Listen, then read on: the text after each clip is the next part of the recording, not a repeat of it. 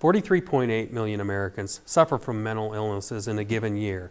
Of those, only 40% seek help. Dr. Ryan Poling from Veridian Behavioral Health comes on the Pulse today to discuss this.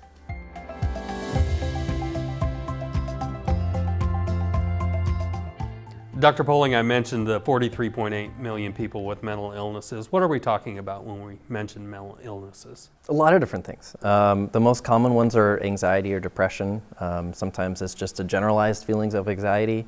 Sometimes it's more specific anxiety, fear of enclosed spaces, elevators, flying, that kind of thing. And then depression is the other really common one. Feelings of just being down, having low energy, sad mood. Those are really some of the most common ones. You have other mental illnesses too, schizophrenia and other psychotic disorders, somatic disorders. But the most common ones that people experience are really just the anxiety and depression variants. I really think the startling statistic of what I said earlier was the fact that only 40% get help. Why do you think that is? I think there's a lot of reasons. I think one of the big ones is that oftentimes people are just scared. They don't know what to expect.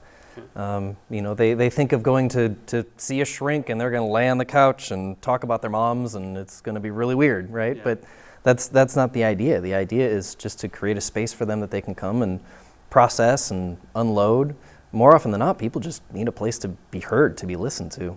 Are there some early warning signs that maybe before they get to the mental illness stage, that maybe somebody can kind of seek some help and keep it from getting too far? Well, mental illness is kind of a fuzzy thing. There's a statistic that talks about how a lot of people experience some form of mental illness throughout their lives.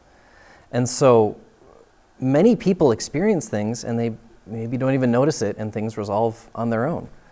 There's also questions of what is a mental illness? If someone is grieving a lost loved one, well, how long are you allowed to grieve before it's considered mental illness, One of the earliest warning signs is a lot of times people just feel like things are off. Something doesn't feel weird. Maybe things at work aren't going as well, or you're more irritable, or you're getting in more fights at home.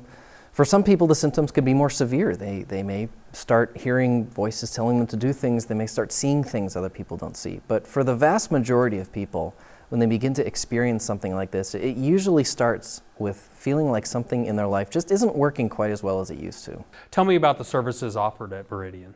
Yeah, so we offer individual therapy, which is where you go in about once a week and sit down with someone and talk through things.